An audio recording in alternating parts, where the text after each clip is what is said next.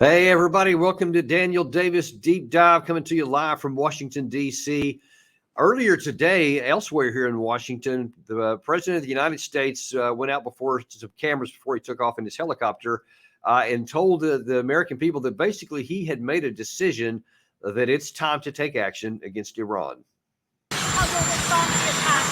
Yes, I do hold them responsible in the sense that they're supplying the weapons to the people who did it.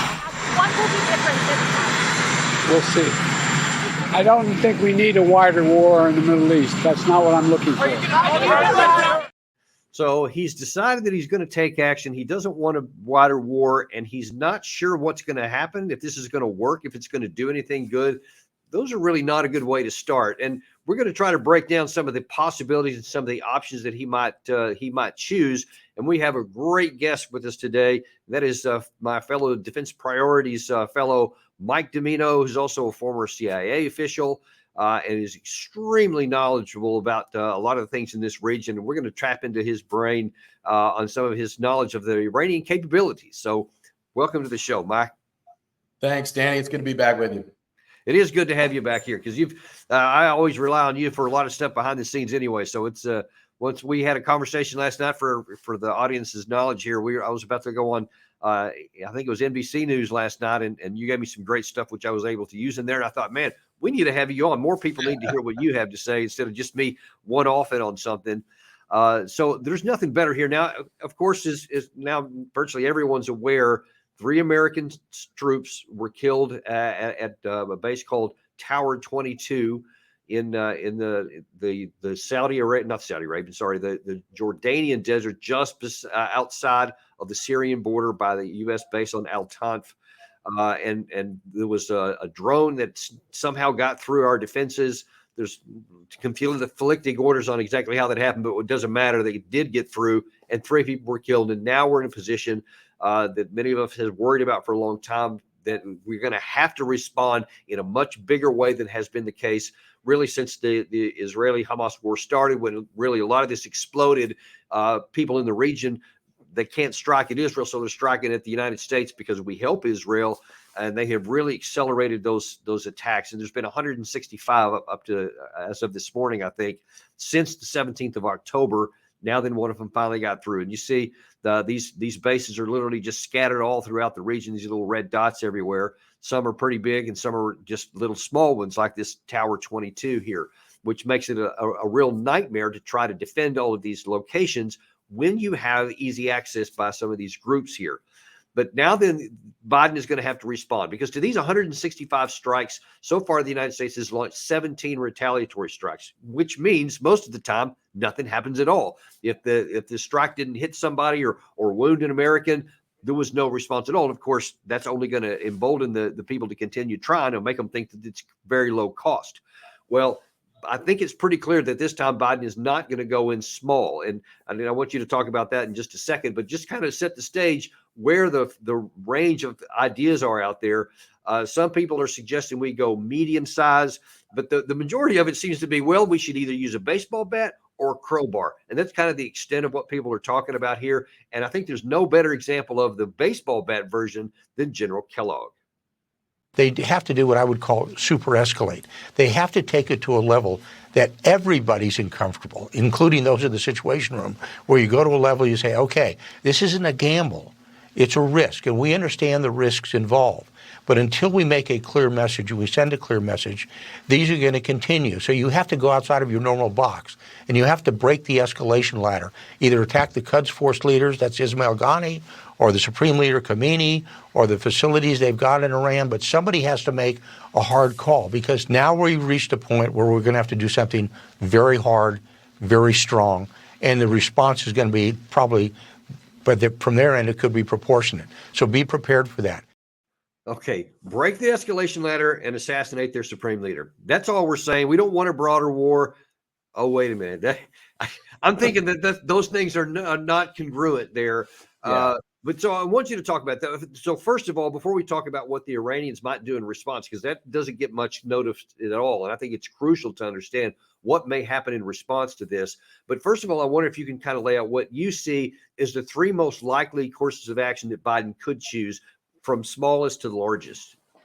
Yeah, absolutely, Danny. I went through this firsthand back when I was in government in 2019 when the Trump administration, after a U.S. drone was shot down in the Persian Gulf, came very, very close to conducting U.S. strikes on Iran. So I'm familiar with kind of how this works. And, if people are familiar with national level defense or intelligence planning, basically there's quite literally, a Denny's menu, as we call it, of options that are presented to the president, and they're usually color coded, green, yellow, red, sort of less escalatory, kind of those mid-range options, and the more escalatory options. And so all of the things that kind of we've been discussing in recent days are probably going to be on that Denny's menu. And so if we walk through it, right, on the lower end, I think you would definitely see attacks on IRGC bases in Syria and places like Mayadeen, where they train a lot of these Shia militia groups, or on Kataib Hezbollah sites in Iraq. You could also see other IRGC assets in the region get targeted. One that has come up several times in discussions that I've had has been the MV Bashad, which is an IRGC intelligence and surveillance vessel that has been transiting the Red Sea and the Gulf of Aden over the past several weeks. So that could be on the menu as well. And then I think on the higher end, you look at, strikes inside Iran on critical infrastructure in places like Bandar Abbas, possibly oil refineries, possibly coastal air defense, surface-to-air missiles and radar systems. That was some of the stuff that President Trump was considering in 2019. And so I think that would probably be on the menu. And I think on the very highest possible response, which of course I don't advocate, would be going after strategic sites in Iran. And what do I mean by that? Places like Natanz, Bushehr, other Iranian, enrichment or nuclear-related facilities that would be kind of the most escalatory thing that we could do. But I think, those are the options. As far as what I think will happen, I do think, as you said, Danny, that the Biden administration is going to have to hit harder than they've done to this point. And I think that we're going to see a bigger response than we've seen, even in regards to the Houthis. And I think the key words that I would hone in on for your audience, are multi-phased and tiered. I believe John Kirby used that word earlier today, right? So if we're talking about a multi-phase response, I think we could see, several of those things that I just discussed play a role. I don't think this administration wants to go ahead and hit inside of Iran, though. I think they recognize the risks are significant for what happens after that. Yeah, I think that, at least in my interpretation of events, when President Biden said that there on the lawn here shortly, a little while ago, where he said, "I'm not interested in a regional war." Well, I think that if his first move after something like this is to fire into Iran proper, I think that the chances of that are way higher than anyone would be comfortable with. So I wouldn't imagine they would go through. Now, I would also imagine that probably behind the scenes there's some diplomacy going on as well, to where we may be signaling, hey, we're going to take a proportionate response here. It doesn't have to go higher. I mean, can you speak to any of that in terms of your experience? Do you think that's going on also? Yeah, I mean, this happened during the last cycle of escalation with the killing of Qasem Soleimani in Iraq. We saw the Iranians try to back channel about their retaliation because they didn't want to see a regional conflict either. I think one concern going forward here is that may not happen if the U.S. goes and strikes Iran. It's conceivable to me that the same kind of response that we saw in 2020 when Iran used a number of short-range and medium-range ballistic missiles to attack al-Assad Air Base, they could do that at 5 or 6 different locations. And again, that kind of gets into the discussion of, how capable the U.S. is of defending a lot of these small and remote patrol outposts and forward operating bases in Iraq and Syria, where we just don't have the air defense capabilities, in my assessment, that we need even if we were going to go ahead and strike Iran, because the responses would probably come pretty heavily on those bases. Now, I want to ask you about that, because that's I think the least examined part, just from my perusal of the news, both printed and television news, is everybody's talking about what we would do and how we would strike, and that's going to send a message and all this kind of stuff. But I haven't heard hardly anyone talk about Iranian counteractions. Now, Iran has shown in just the last couple of weeks, actually, when their interests have been hit. They struck in Iraq, in Syria, and in Pakistan, and they said, hey, we're not afraid to retaliate. So I think the idea that that one strike is going to cow them is just unrealistic in the extreme, I think, and dangerous to believe that's going to happen. So my guess would be that the administration does expect that whatever they do is going to have some sort of response. And so I wonder if you can kind of talk about what you think the possible range of things that Iran could do, because I don't think they want to get into a war, or that they could have done a lot of other things, but they also know that there's going to be a response to their actions. So what would they do on that whole gamut that you talked about there, from least to middle to the upper end? What kind of things might they do? And one of the things I'd like you to hone in on is going back to that attack on Al-Assad Air Base in 2020 in response to the Soleimani assassination. Is one thing that always stood out to me was those missiles got through. Now, we expected that there was going to be some retaliation for that assassination, and it did come, but I don't know how many we intercepted, but I know a bunch of them got through, and that was kind of a red flag to us. That's a U.S. base. Yeah, I think that's a good point, Danny. I think there's a couple things to point out here. One, I think most serious military analysts know that Iran does not want a war with the United States, and they have a very weak conventional military, right? I mean, they're flying F-4s and F-14s from the 80s that are hand-me-downs from the United States. Their army hasn't participated in any kind of large-scale maneuver warfare since the Iran-Iraq War in the late 80s. So what they've done to overcome a lot of those conventional deficiencies is put all of their defense industrial base and technology and effort into their missile capabilities and their drone capabilities to try to offset their lack of conventional firepower. Now, really what we would see if the U.S. goes ahead with an aggressive response here is, I think, Iran looking to leverage those ballistic missile capabilities like they did after the Soleimani strike. And they were very accurate, and they have a pretty significant range profile as well, as you can see on the screen. I mean, we're talking about some very significant missile capabilities here that Iran can use to reach out and touch really any U.S. bases in the region, not even just in Iraq and Syria, although I think that's what Iran would most likely target. And look, if you're talking about a lot of these smaller bases that have, CRAMs, which use 20 millimeter cannons and have an effective range of about 6,000 to 8,000 feet and mostly, shoot down, small drones and unguided rockets and stuff. Those systems are not capable of providing the air defense capabilities against these missiles. They're just not. And so it's important to understand what the capability set is. They have thousands of these ballistic missiles, okay? And a lot of the larger ones, you're talking about, 100, 200, 300 more pound payloads. You're talking about missiles that are the size of school buses, right? And so we do have Patriot batteries in the region, but a lot of these missiles are so they move so quickly. They're easy to deploy. They're road mobile, right? They can go on these transporter erector launchers and be sort of used in a shoot and scoot way. It's very hard to counter that. We do have some Patriot batteries in the region that would be kind of the most appropriate system to protect against these. But even then, if you're familiar with sort of missile doctrine, right? Salvos and salvo size is really important here. So what the Iranians did effectively after the Soleimani strike is use very large salvos of these missiles, and they were very accurate. If you looked at the battle damage assessments after these strikes on Al-Assad Air Base, they hit everything they were trying to hit. They hit many of the runway shelters that protect a lot of the U.S. MQ-9 drones that are there. And they intentionally, I believe, did not target a lot of the containerized housing units, CHUs as we call them, or other places where they could have had a bigger impact on personnel. And I think, too, going back to the Tower 22 situation in Jordan, what really alarms me, Danny, is that the base defenses were not activated. And I understand there were, claims about, U.S. drone operating in the area. Can you bring up that picture of the base while he's talking? Yeah, that doesn't really make a lot of sense to me as somebody who spent time in the region and in many of these places.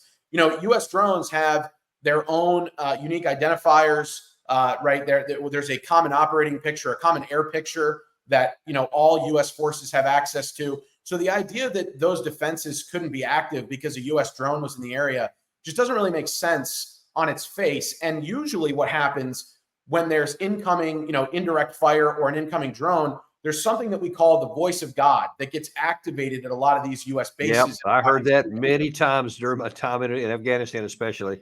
Right. And as you know, Danny, right, there's a big warning that goes off, take cover, seek shelter so that people can move to these shelters that are usually on these bases or into a place that is safer when there's, incoming indirect fire. And what I find very alarming here is that none of those systems were activated, which means that, it wasn't just a failure of our air defense systems. It was a collapse of our situational awareness. We didn't know that this drone was on the way, and it was able to actually hit one of the containerized housing units that sadly 3 of those U.S. service members were sleeping in. Yeah. And so, to what extent do you think, Mike, that they could have used some effective electronic warfare systems, possibly even learned from lessons learned from either the Russians or the Ukrainian side during that massive use of drones and counter drone fights over there, that they might have found some way to actually deceive our defense systems? Do you have any idea if that's possible? that's possible. And that's something that DOD and the Pentagon would never, they would never come out and address that in a press conference or anything like that for operational reasons. And so it is reasonable, I think, to ask questions about exactly what happened here. And, did these militias employ some sort of unique tactics? Again, just, knowing groups like Kataib Hezbollah, having, worked on them as an intelligence officer, I find it a little bit surprising that they would have this tactical picture so perfect that they could time all this exactly right to take advantage of what happened here. I think more likely there was a mistake on our side. And I don't really even blame, the military in that sense. As you know, Danny, these guys have been operating under what we call, FP Delta, right? A force protection condition that is very, very high, where they are focused day in and day out on countering these kinds of attacks. And there is a fatigue that comes with that. If you do that day in and day out for 4 months, fatigue could play a role. Other things could play a role here. I think it is important that, there were classified briefings on the Hill today about exactly what happened here and what may have caused this gap in our defenses. I think it's important that the American people hear more about those investigations. And I think it's important that Congress, does its oversight responsibility here and looks into, exactly what happened. And did I understand you correctly to say that the radar systems that we have, even in places as small as Tower 22, are able to distinguish between American drones that we know we're sending out and are coming back in, vice, any kind of an alien drone that's not associated with us? Yeah, they should be, and that's what struck me and others that have worked on these issues, other veterans, other people that have studied these things. I had a conversation with a colleague yesterday about this who spent a lot of time in Iraq, and he was very confused about exactly what the explanation was from the Pentagon about the air defenses just were not turned on or something like that. So again, I'm not alleging any kind of wrongdoing here. I don't think we know enough yet about what happened, but I do think it is an odd series of events. I think it could just be sort of a very tragic coincidence, but again, this underscores the issue that Danny, you and I have talked about for months now, that really we have just been getting lucky. I know it's kind of shocking for people to hear, but we got lucky, 165 times, and we didn't get lucky the 166th time. And if that is a big factor in whether or not Americans are living or dying, is just that we hope nothing happens, I would argue that's totally unacceptable. If you look at a similar drone attack that happened in Erbil about 2 months ago, that drone hit the barracks and it just didn't detonate. Didn't blow up. And that probably would have killed, half a dozen Americans or so had it done so. Yeah. Now, I want to ask you a different question, because I think many people think that because all of these strikes have not gotten 164 of them didn't have the payload, minus that one you're talking about there. They didn't get through. They were shot down. They missed, whatever. I think that the implication that some have is that that's the same capacity that Iran has, because Iran are backing all these people. But one of the things that stood out to me about our conversation last night is that you said that a lot of these missiles that you were showing on that picture a second ago have much greater capacity. And the air defense systems that we have here, if Iran directly started attacking our troops, that many of the defenses that we have here would be no good. It would be inadequate. And especially if Iran was trying to target us directly, that the casualties could be just off the charts, which I think speaks to, well, I hope it speaks to what targets the Biden administration is going to use to go after. Because if we go in too heavy, and if we strike, a lot of these Quds forces, like so many are advocating, lustily, they don't think that there could be a response. So I wonder if you could talk two things. One, about the different capacity that the Iran itself has if they went after our troops and on that map with all the red dots. And then second, what do you think would trigger them that would make them say we're going to attack that, as opposed to letting these groups do it themselves and not get directly involved? Yeah, so I think the big interesting part here to me is that killing Qasem Soleimani was a significant red line for Iran to go ahead and conduct ballistic missile attacks on their own, right? Iran's military doing this, as opposed to, letting these Shia militia groups attack U.S. troops. That was kind of considered a red line for them. You have to imagine that U.S. strikes on Iran directly would go way past that red line that was sort of already established in 2020. And so I think that's the concern here. You would see if the Biden administration went forward and attacked inside of Iran, I do think you would see Iran conduct ballistic missile attacks on many of these U.S. bases in Iraq and Syria. And I think they would be different than what happened after the Soleimani strike, because I think they'll be intending to kill U.S. troops. And I don't think there's going to be much back channeling between the U.S. and Iran. And I think the number of missiles and the size of the salvos will increase, right? They were very effective at hitting Al-Assad Air Base in 2020. Now they're going to be, they would be even more effective going after some of these smaller bases that are even less defended than Al-Assad Air Base is, where, like we've talked about, you have a CRAM, which shoots down, drones and small rockets, that are 6,000 to 8,000 feet in altitude and slow moving. And you have Avenger systems, which are smaller, shorter range surface to air missiles that the U.S. uses, that usually employ a Stinger, right? Or some sort of man pads, that's adapted to a fixed emplacement, or a Humvee or something like that. And those systems are short range, and they're designed to mostly go after like slow moving, fixed or rotary wing aircraft. Ballistic missiles that are moving at several thousand miles an hour, the size of a school bus, there's no chance for those systems to engage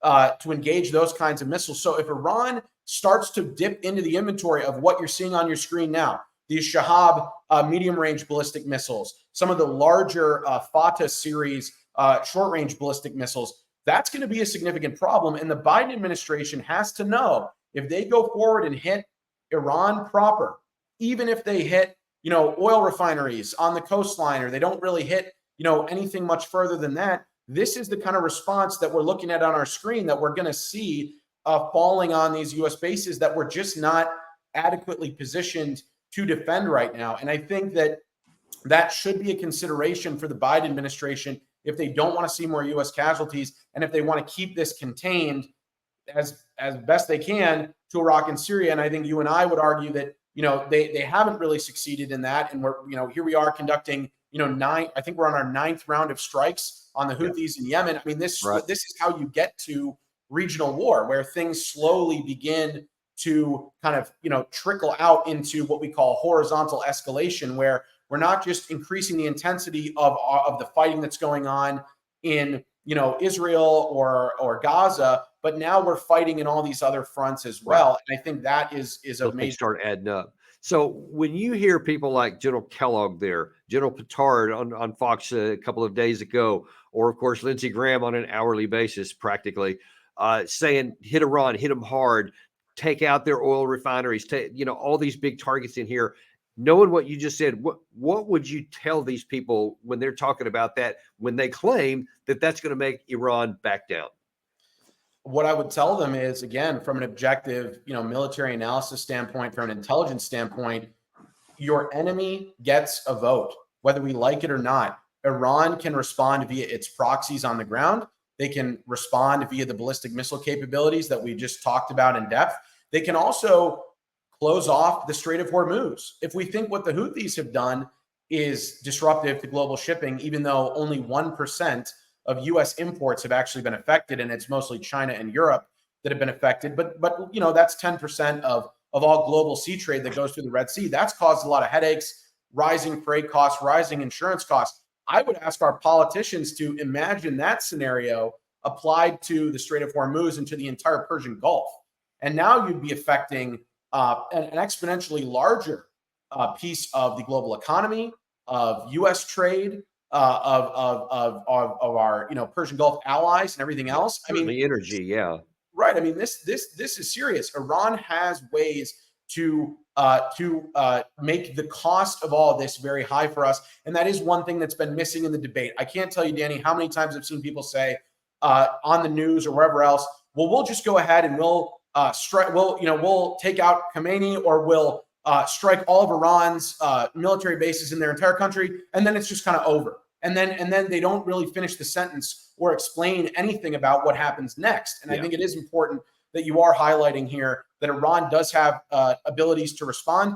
I don't think they want a war with the United States. They don't have the conventional capability to win a war against the United States, but they do have the missile capabilities to kill a lot of Americans and to make the cost very, very, very high for us. And that's why I think at the end of the day, President Biden hopefully will make the same calculation that President Trump did and many other previous U.S. presidents have made, regardless of their party or their view on this, which is that when it comes down to the final calculation, there are no U.S. interests that are served by attacking inside of Iran directly or starting what would only be able to, what we could only call a war with Iran. And I think that is the important thing that I hope this administration comes back to. Absolutely. 100% couldn't agree with you more strongly.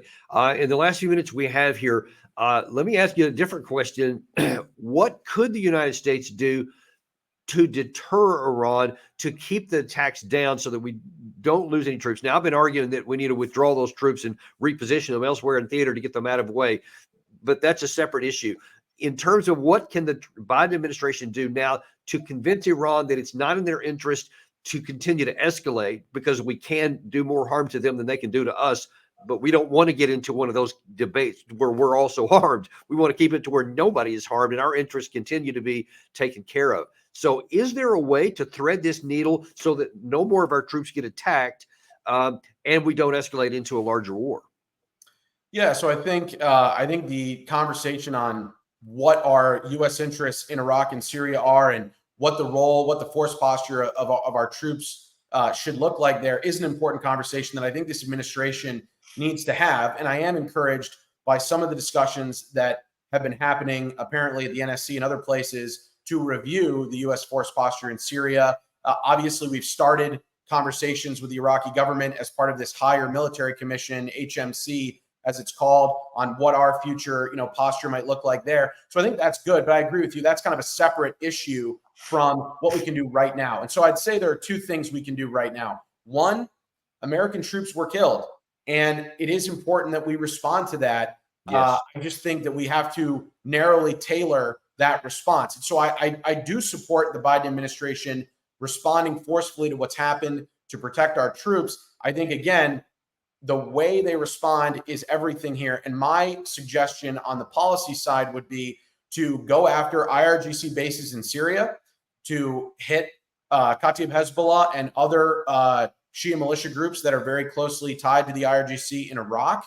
And I would also take an opportunity to engage diplomatically with the Iranians to signal, hey, we've answered, and both of us have no interest in going further here. Let's wrap this up. And I think depending on, your read of some of this, it already could be in motion. There were some rumors today. Again, this is not confirmed, but I think it's important to share that Kataib Hezbollah apparently put out on some of their official channels that they do not want to have their fighters respond to any U.S. attacks in response to what happened in Jordan. And I think that's probably happening because the Iranians are signaling to these groups that they need to slow down their activities. But again, the reason we have to have the bigger conversation about U.S. troops is that Iran does not have perfect control over these groups, right? Yeah. They just don't. And even the Pentagon, even the U.S. intelligence community has been actually very clear about that, despite trying to say that all of this is Iran backed.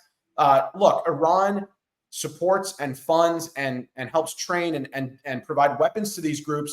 But if you think that Ayatollah Khamenei is picking up the phone to tactical Kataib Hezbollah commanders and telling them exactly what targets to hit and when to hit them and how to hit them, I've got some, timeshares that I'm happy to sell to you. So, that's just not how it works. And if you've covered these groups, you know that. So the Iranians do not have perfect control. And I actually think they're starting to recognize potentially the pitfalls of having some of these proxy relationships, because now I would argue it's not in Iran's interest for these proxy groups to continue attacking U.S. troops. And that might be why we could be starting to see the Iranians tell some of these groups, look, you guys got to cut it out. Even though there isn't tactical level control there, they are still pushing for that on the strategic level.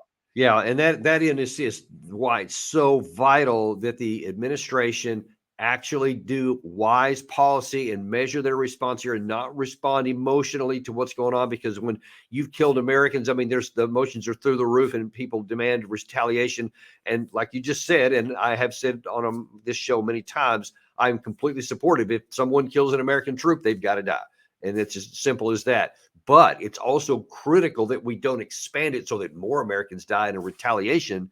Many of the things that you talked about just there. So let's just hope and pray that the administration does a wise thing. And of course, the people like, Kellogg and some of these others, and definitely Lindsey Graham, will complain and bemoan that it's not hard enough if it's, doesn't go into Iran. Okay, you can deal with that. But what I don't want to deal with is missiles coming back to some of these bases here that we can't defend against.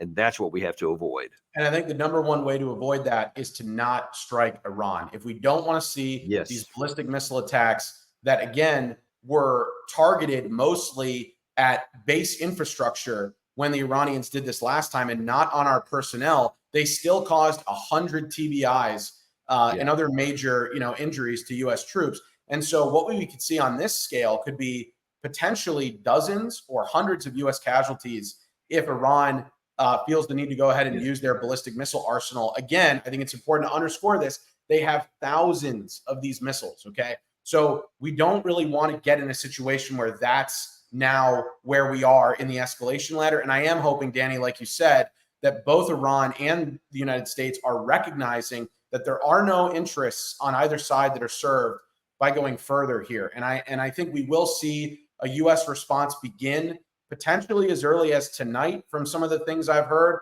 but I think no doubt this week.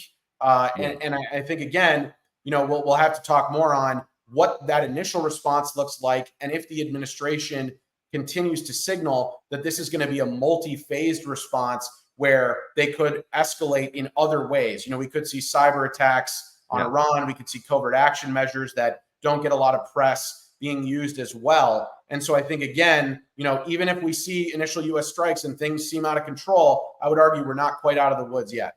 Yeah, absolutely. Well, listen, this is a very dynamic situation. Like you said, it could start unfolding even later, just hours from now, or maybe even days, but it's probably not much more than that. And we're going to continue to reach out to you and hope to have you back on to talk about whatever happens next. And we'll keep tracking this as it happens so that all of our viewers get the information that they are only going to get here, because I'm telling you, folks, the information you get on this episode right here alone is something you're just not getting on a lot of these other channels where you have maybe 3 to 5 minutes of an explanation on something. So like and subscribe, share with your friends, and invite anybody you have who wants to know the real truth about what's going on in the Middle East and what needs to go on. Come back and visit, and we'll see you next time on Daniel Davis Deep Dive.